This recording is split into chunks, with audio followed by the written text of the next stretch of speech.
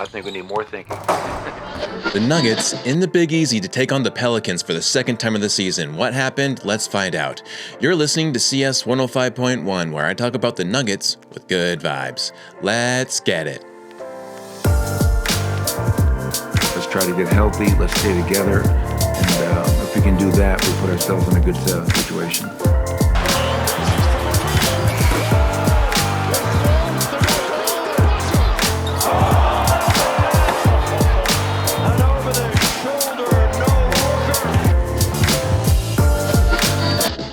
How's it going, everyone, and welcome. I'm CS Chandler here for another take of Nuggets basketball. So the Nuggets, again, were on the road tonight in New Orleans to take on the Pelicans. As the injury list going into this game, we have no CB or AG or Julian Strawther. CB, as you know, is out with that ankle injury, as well as Julian with the back injury. And then AG was a little bit of just management time and that kind of cautionary because he's still, I guess, struggling with the hamstrings. And so they wanted to take a little precaution there. He has been going all out every single game. And so, and I told you all, there has been something off with him with his jumping.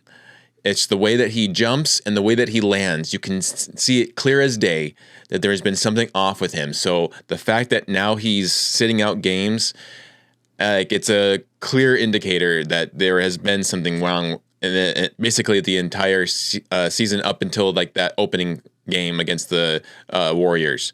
Like you want to kind of wonder why he didn't get a high point games after that 50-point game. It's probably because something happened between then and maybe like the Suns game or the I forget, or the Timberwolves game that injured or aggravated his legs, because he has been definitely off ever since that Golden State game. So, but the Nuggets had their starters be Jamal Murray tonight, Cam Johnson, Peyton Watson, and then buckle up, Zeke Naji.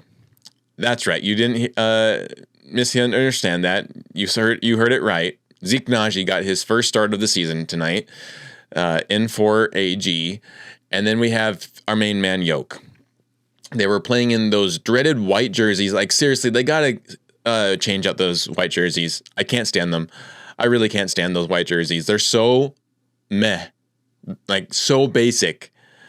They really need to sub them out. Like even like they're pretty much identical to the navy blue jerseys, but at least with the navy blue, there's something I guess in there that kind of like echoes back to the Nuggets. I mean, you go back to the 90s and they had those blue jerseys, those classic blue jerseys. I mean, they'd still had the mountains on them, but still like there's something there. These white jerseys, I just can't take them. I need something new. Like that'd be great if they went with a white Skyline jersey and then the black Skyline jersey was the city edition. Like that would be cool. However, we're still getting these dreaded white jerseys. So maybe next season, I don't know. I don't know whenever we'll get rid of these white jerseys. I'll be very happy when we do, though. But the Pelicans were in their navy blues as the Nuggets got the dub. A very, very mixed emotions of getting that dub. But a win is the win nonetheless. Nuggets get the win. Final score 125-118. Let's go. Bounce back win, baby. Let's go. So, what happened in this game? Well, let's, break it down. First quarter. The story of the first quarter reads like a slow, sloppy start for the Nuggets, while the Pelicans come out sharper, more energetic, fully locked in. On the opening tip, the Pels actually tip the ball out of bounds, so the Nuggets get the ball actually in side of bounds and open with turnovers and miscommunication. An inbound pass stolen, Jokic getting stripped twice early, multiple breakdowns in transition, as well as in the paint. Meanwhile, Pels are attacking every mistake. Herb Jones and Zion turn defense into instant offense. Queen and Fears get easy layups because Nuggets defense help just never arrives. It never turns up. Peyton Watson, though, is the one steady bright spot early on, hitting a floater and a three to get the Nuggets' first points. The New Orleans, though, Pelicans clearly dictating the pace. The Pelicans build a 6-point lead, then stretch it to 13 as Denver continues to play flat and reactive. Adelman even takes the timeout, the first timeout of the game, to settle things down. Then out of that, Jokic is finally able to knock down a three, stop the bleeding essentially. And then he, on a rebound, heaves the ball down court to Brucey B for the finger roll layup for two. Pelicans win the first, though, outscoring the Nuggets 30-26. Even though they're like 4-point lead, like it's still like that was not good. That was not good basketball. That was not good mile-high basketball. We know the Nuggets can play better. So the second quarter, Nuggets start the quarter off with a lineup of PWat, Brucey B, Tim Hardaway Jr., Jamal, and Big Val, as Hawkins gets a floater for the first bucket of the quarter. Big Val gets a 15-footer to go in, and the Nuggets on the board. And then Jamal with a floater gets the bucket, plus the foul, misses the free throw. Very, very rare missed free throw for Jamal. He did not really have a good game tonight. Not even from stat points. Like, I'll read you his stats soon here, but he did not have a good game. And I expect it's also because of the calf bothering him. Because as soon as that calf flared up, I would say before the calf flared up, he was balling out. He was on his way to all-stardom. And then that calf flared up, and we just haven't gotten the same Jamal ever since then. So that is very concerning.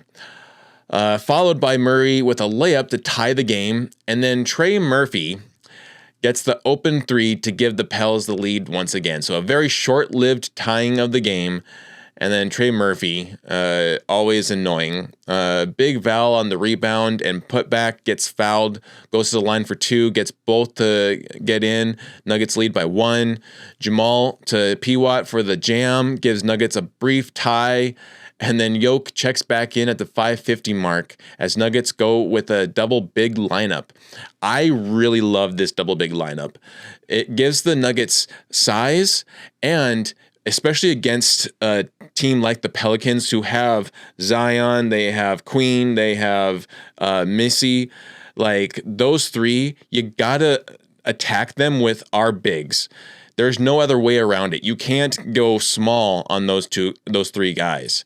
They're going to crush you and not really do well on the offensive end. They're just going to crush you on the defensive end and block the shots, and then you're going to be on the ground hurting with another injury, adding to the already growing injury list to the Nuggets. So I love this big lineup. PWat from Jokic knocks down a three to give the Nuggets a 2-point lead. And then PWat with an interception gets the ball to Brucey B, who goes for the layup and gets fouled, misses both free throws. Brucey B also not as good as I know he can be. Then PWat drills a three to get the Nuggets first to 50. And then Cam draws an offensive charge on Zion. Zion does not like this at all. He gets hot and then gets teed up for whatever. I think he was like eye rolling and saying some shit to the refs. They tee him up. And despite all of that, the refs in the second half would totally give the game to the Pelicans. They would try as hard as they could to stop the Nuggets with bullshit calls after bullshit calls, and we'll get into it later. But man, after how they were treated by Zion, someone in the replay center said, well, we got to make this one close. You got to suck it up and take the shit from Zion regardless. Like, that's kind of what's in my head right now, just because there was no other reason why the Pelicans were getting all the foul calls and the Nuggets weren't. So Jokic knocks down the tech free throw as Brucey B gets fouled on a layup, goes to line and makes both this time. Murray, trapped, gets the ball to Jokic, who finds PWat for the jam, and the Nuggets outscore the Pels 36-28 in the second and go into the half 62-58 on top. Let's go, Nuggets. Like, fighting through all of the dirtiness, like, still finding a way to get that lead. Third quarter, Nuggets start off with the starters as Nuggets defense holds the Pels down. And on the other end, Jamal, for a step back for two, gets the first bucket of the quarter. Jamal to Jokic with one hand slings the ball up and in. I don't even know how he got this one to go in. It was a crazy shot. Like, he basically like rolled it in, like almost like he was like bowling up into the air, you know, like that arm that you use for bowling. Like, he did that, but it went up in the air and then in. Crazy. It was just that was a fun bucket to watch. I will definitely say it. That was one of the funnest parts of tonight. That and PWat, just PWat in general. PWat was amazing. PWat then cuts the defense to the rim with a reverse layup, gets the bucket plus the foul, makes the foul. Love it. PWat off the glass gets a Nuggets lead by 11. Like, this is where we went off, and this is the one quarter that definitely is the reason why we won this game. So PWat then keeps the ball alive for Nuggets as he knocks down yet another three to give him a career high at this point of 25. He would not stop at that. He would keep on going. Trey Murphy then gets back-to-back threes to cut the lead down to 8. And then, however, PWat sees that, and he's like, you know what? I'm going to respond myself with a 3. And so he knocks one down, gets it back up to 11. Zeke gets the steal as Jamal knocks down the 3. I love it. Love it. Need more from Jamal, though. Like, especially on plays. Like, Zeke was not very good offensively tonight. He was actually terrible, which I know is probably not a surprise to most of you. But his defense at times was very, very good. And there was one save. It was this steal that I'm talking about where he pretty much used his hand almost like he was playing piano. And if you don't know, he plays piano. So it was almost like his piano skills came into the game and he was able to move his hand and get the ball away as if he was going from the bass end to the treble clef area. Like, it was super smooth and led to Jamal knocking down a 3. Loved it. PWat gets his first ever double-double at this point, but the stats would not show it. I don't know why. So he got fouled on a rebound, and for some reason they did not give him the rebound. So he had to wait to the fourth quarter to get this double-double, but he definitely got a double-double tonight. Brucey, and it's actually his first double-double, by the way. Brucey then gets the steal, and Jokic heaves it to him down court for the jam. Nuggets win the third, 35-25. That's how you win a quarter, Nugs. That's how you win a quarter. Let's go. Keep that up. They would not keep that up. Fourth quarter, Nuggets start off with a lineup of Big Val, Brucey B, Tim Hardaway Jr., Jamal, and Zeke. As Murray misses a 3, neither team can get a bucket to fall for their first possessions. Finally, Brucey B fouls Zion, sends him to the line. He would make 1 of 2 for the first bucket of the quarter. Tim Hardaway Jr. would get a floater for the first actual field goal of the quarter and get the Nuggets on the board for that. Zeke then gets fouled on a dunk attempt, goes to the line, makes both free throws to get the Nuggets first to 100. And then Jokic checks back in at the 7:15 mark as Brucey B gets a layup from a Jokic assist, followed by Tim Hardaway Jr. with a major 3. He did not have a great game himself. He's had 2 kind of meh games after having such a phenomenal start to the season. Don't know what's up with that. Maybe just, the little funk that he's in. And so Jokic then backdoor cut to PWat for the jam, extends PWat to 32 points. This is what he ends at, 32 points. Jokic is called with an offensive foul on a drive to the rim. And then David Edelman takes this time to use, I think, one of his last timeouts. It wasn't the last timeout, I think. It was like the second to last. But he uses it to call a challenge on this call because obviously you have no choice. This would be his 6th foul, and he's going to foul out if you don't challenge that call. And so they replay it, and you can definitely see he is fouled before he fouls. And for some reason, the refs just decided they were going to be blind to the Pels fouling and opted for Jokic fouling they stand their ground on the offensive foul, gives Jokic a 6th foul, which is just stupid. They need to change this rule. This is a stupid rule. If you get an offensive foul, it should count as a turnover, not a foul. Like this way, you're getting penalized by twice. When you do a foul on defensive end, you don't get double penalized. It's one penalized, right? You get fouled, just one foul. But on the offensive end, if you foul, it's not only counted as a foul, it's also counted as a turnover. That is bullshit. So they definitely need to change this. This is ridiculous, because then that also would have meant that Jokic would have stayed in the game too. Big Val then, obviously has to fill in the gap there, which I'm more than happy with. He definitely, I don't know what has happened to my light there. He definitely has been great for the Nuggets, and I've been asking for Big Val to get more minutes. So this is why you got him. So Adelman checks him in for Yoke, and he actually creates some kind of stabilization. Like Big Val is really good against the Pelicans, and maybe it's because he used to be on the Pelicans. If you don't remember, if you might have forgotten that, and so he was, and especially against these big guys who like to bully ball against you. Big Val does not put up with bully ball. He will fight back, and I love that about him. And so to have him back in, he stabilizes everything. The Pelicans then, this was crazy. The Pelicans had 6 seconds left on the clock of the game. They were down by 7. Nuggets have the ball, and they still will not concede the game. They foul Murray, sending him to the line. Obviously, he makes both buckets. I have no idea why you would continue to foul like you're in an elimination game. That is exactly the feeling I got from Pelicans right now when I saw them. Like you're trying to get some kind of respect. Like you have no respect from me when you're fouling someone at 6 seconds left, down by 7. Like you have zero chance of winning this game. You are only just delaying your own demise. Just concede the win. But whatever, the Nuggets still lost the fourth quarter. Pelicans outscored them by 35-28 in the fourth. Like that was the craziness about that quarter. You still that to me feels more like stat padding by fouling them just to be able to get those points down. Like you don't want to win, you don't want to lose by double digits, so you're doing everything you can to get that down. Like that to me is more stat padding than what people claim Jokic or Westbrook do. Then Nuggets still hold on. Like I said before, they win, they get the W. Final score 125-118. Let's go Nuggets.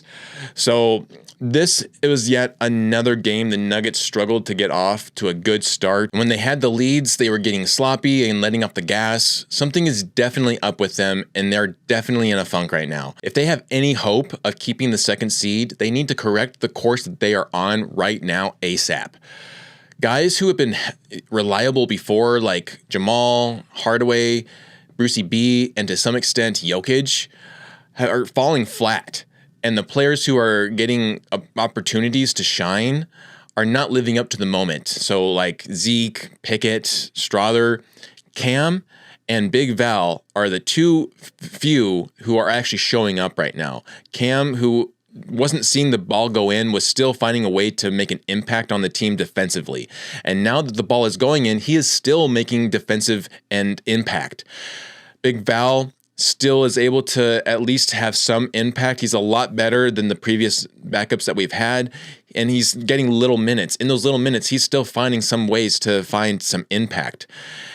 But the Nuggets need to correct their energy issues now, because we know they can.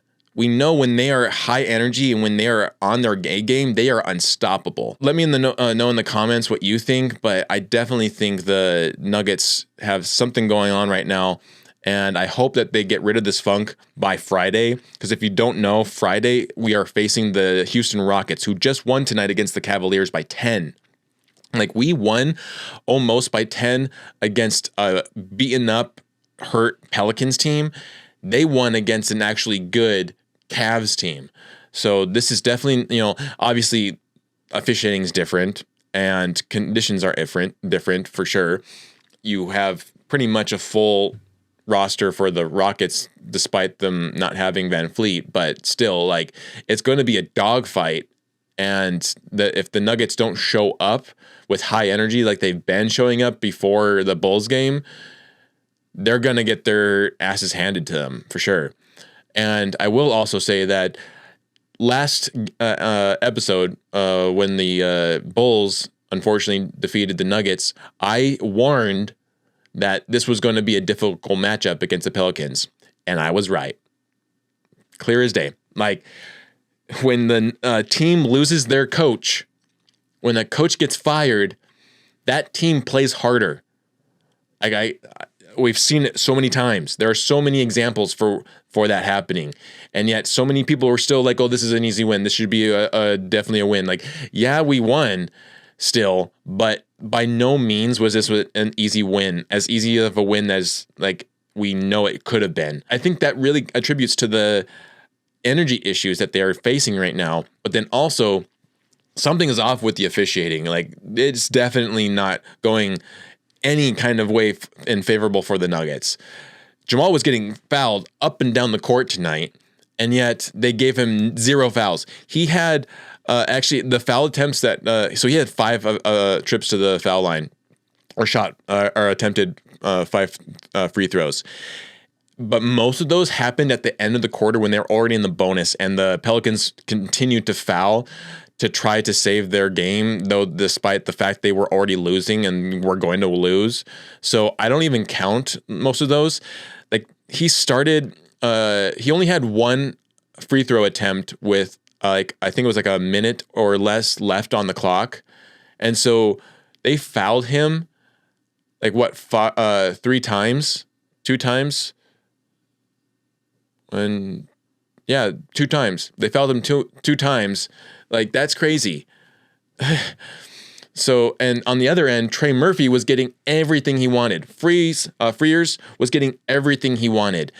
Like, there were so many players on the Pelicans who got constantly fouled, even though it really wasn't a foul. And it would be the same thing that they did to the Nuggets, and yet the foul wouldn't go in the favor of the Nuggets. Like, it was just really frustrating to watch. But, again, it's not just the officiating. It's also how the Nuggets are playing. And right now, they are not playing aggressive enough. If you remember when the season started, they were playing very aggressive, and it went in favor of them. Now, all of a sudden, they've let off the gas. I don't know if that really all because of CB. Is CB the one that's leading the aggressive offense or defense? I doubt it. And I mean, maybe it's also like AG was in that last game and they were still kind of off. So I don't know why this defense is not as aggressive as it used to be. And they still are having issues with full court pressure. So there are a lot of things here that they've got to clean up, and clean up fast, because we faced the Rockets on Friday, and that is a huge game. That is a bigger game than just cup issues, because right now, because of that loss to the Bulls, we are a half a game apart from the Rockets. The fact that they won tonight kept it at a half a game. So if we lose to the Rockets on Friday, they will overtake the 2nd seed, and we'll fall to the 3rd or 4th seed depending on how the Lakers fare on Friday. And they already won last night to the Jazz. So, I mean, this is going to be a big game on Friday. And then after that, this is actually another back-to-back, if you actually don't know. This is a horrible back-to-back, to be honest. So we go to Houston, and then we come back on Saturday to face the Kings for the last time of the season. That is crazy. I just hope that they're ready to win this back-to-back, because both games are meaningful, and we'll see. But stat-wise here, we got PWat, played 34 minutes tonight. He had 32 points, 12 rebounds. My man, let's go PWat. Love it. Keep him, Nuggets. Keep him. Please, don't trade him. Don't let him go. 3 assists, 1 steal, 13 for 19 from field, 5 for 9 from 3, 1 for 1 from free throws, 4 turnovers, 4 personal fouls, was a +3. Still his career high awesome. Zeke Naji played 26 minutes, 2 points, 4 rebounds, 2 steals, 1 block. He was 0 for 3 from field, 0 for 2 from 3, 2 for 2 from free throws. So his 2 points came with both free throws that he shot. But he didn't have any turnovers. Then that says a lot. 2 personal fouls, and he was a minus 18. He was the lowest minus of the Nuggets tonight. The lowest minus 18. Dang. Jokic had a near quadruple double. Not the quadruple double yet you want to have, though. He played 34 minutes tonight. He had 28 points, 11 rebounds, 12 assists. He was 10 for 18 from field, 2 for 4 from 3, 6 for 7 from free throws, and he had 9 turnovers. 1 turnover away from a quadruple double. Like that's crazy, Yoke. What is going on? What is going on, Yoke? That is not good. 9 turnovers from Yoke alone. The Nuggets overall, like we'll go over to overall stats here, but just overall real quick, the Nuggets had 20 turnovers. That means that almost half of the turnovers were because of Jokic tonight. That's unacceptable. I love Jokic. You know how much I love Jokic. But man, when he has a bad turnover game, it can actually bleed into the rest of the Nuggets playing. And he also had 6 fouls. So again, he fouled out. He was a +9. Cam Johnson played 32 minutes tonight. He had 14 points. Still, much better than normal. I mean, obviously the Bulls game, he was phenomenal, but this is still a decent game from him. I'm going to take this. 3 rebounds, 5 assists, 1 steal. He was 6 for 8 from field, 1 for 3 from 3, 1 for 2 from free throws, 2 turnovers, 2 personal fouls, was a +2. 2. Jamal Murray played 35 minutes tonight, the most amount of minutes of any Nugget tonight, and he had 16 points. When you play the most amount of minutes of any Nugget, you should probably make 20 points at least. 16 points. He had 8 assists, a near double-double. And then he was 5 for 14 from field, so a 35 percentage, not great. 2 for 7 from 3, a 28 percentage, not great. 4 for 5 from free throws. When you're talking about Jamal, not great. Like any other player, that's fine. That's great. But for Jamal, it should be 5 of 5 every single game. 3 turnovers, 4 personal fouls was a -2. And then the bench-wise, not going to go over the bench much. I mean, Tim Hardaway Jr. only had 7 points off the bench, played 23 minutes, was a +11. And then Brucey Brown, he played 27 minutes tonight, had 12 points off the bench with 3 rebounds, 4 assists, 3 steals. So he was actually fairly good. 5 for 7 from field, 0 for 1 from 3, 2 for 4 from free throws, 2 turnovers, 3 personal fouls. He was a +22. He was the largest plus-minus of the night, despite Peyton Watson being the leading scorer, I believe, of the game, if I'm correct. Yeah, because the other one was Queen, who was really kind of annoying. He had 30, but PWat had 32, so leading scorer of the game, and yet Brucey B was the biggest plus-minus. And then Jonas Valanciunas played 16 minutes tonight, so that is still way better than the 4 minutes he played against the Bulls, and he almost got a double-double with 14 points and 7 rebounds, 4 for 5 from field. Great percentage there. And then 6 for 6 from free throws. Didn't miss a single free throw. He was the only Nugget, despite Naji and PWat, to not miss a single free throw. So that's awesome. He had 0 turnovers, 3 personal fouls, was a +2. To me, he had a great impact on the game. But overall, Nuggets had 41 rebounds to their 44, so they got out-rebounded by the Pels. We had 35 assists to their 25. We had 8 steals to their 12. We had 1 block to their 5. We shot at 55% from field. They shot 44. We shot 35% from 3. They shot 20%. But they also put up more attempts, and they just made less. We shot 81% from free throws. They shot 74%. We had 20 turnovers. Once again, they had 12. We had 26 personal fouls. They had 24. So kind of by stat wise, like it kind of shows that they should have won this game. And a lot of that is because of the bad turnovers and the bad calls by the refs. Like those two things added up to almost the Pelicans winning this game.